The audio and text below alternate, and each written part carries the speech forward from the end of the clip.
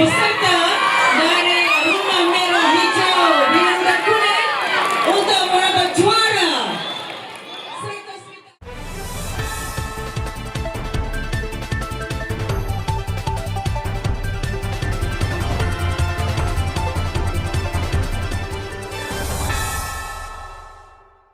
Assalamualaikum dan salam sejahtera.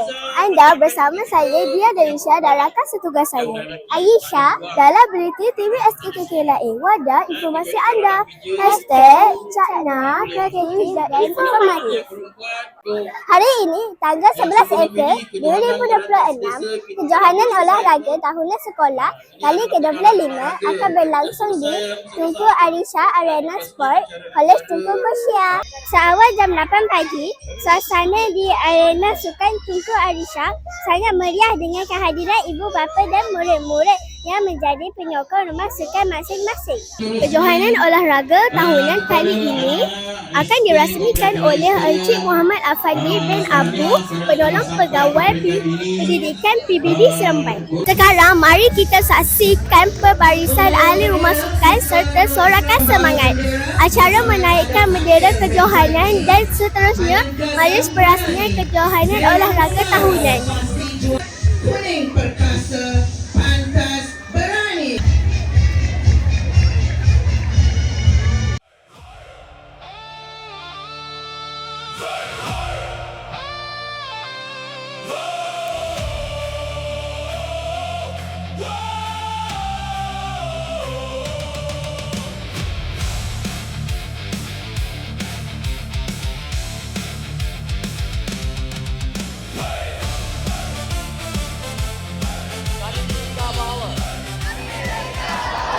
Sekarang mari kita saksikan persembahan senam robik bersama guru dan murid-murid.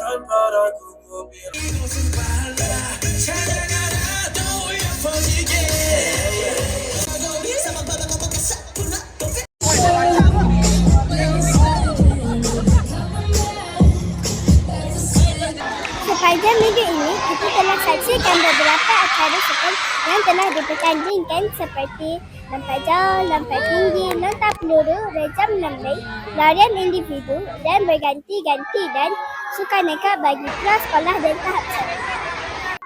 Mata demi mata telah dikutip dan setakat ini nampaknya Rumah Hijau telah mendahului rumah sukan yang lain. Diikuti rapat oleh Mata Rumah Merah. Seterusnya kuning dan biru. Adakah kedudukan akan berubah pada hari ini?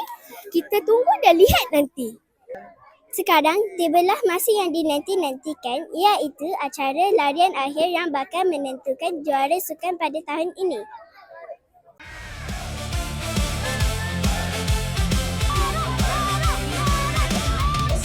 Kita datang satu tujuan, dari pagi sampai petang. Langkah kecil jadi harapan, bila hati tak mudah goyang. Kami sempat meninjau suasana penyokong-penyokong setiap rumah sukan. Apa kata kita bersama Syakir untuk liputan seterusnya? Terima kasih Dia. Kini saya berada di kemah setiap rumah sukan. Agaknya rumah manakah yang bakal juara? Jom kita terjah mereka. Apa kata rumah biru? Biru juara! Hijau juara! Putih juara! Kuning berkata kita juara! Merah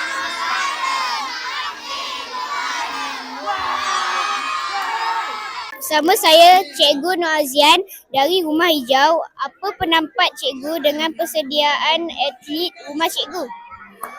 Persediaan akhir untuk atlet Rumah Hijau ialah mereka mengadakan latihan mengikut jadual dan guru-guru rumah juga turut serta dalam memberi sumbangan dalam melatih atlet-atlet Rumah Hijau.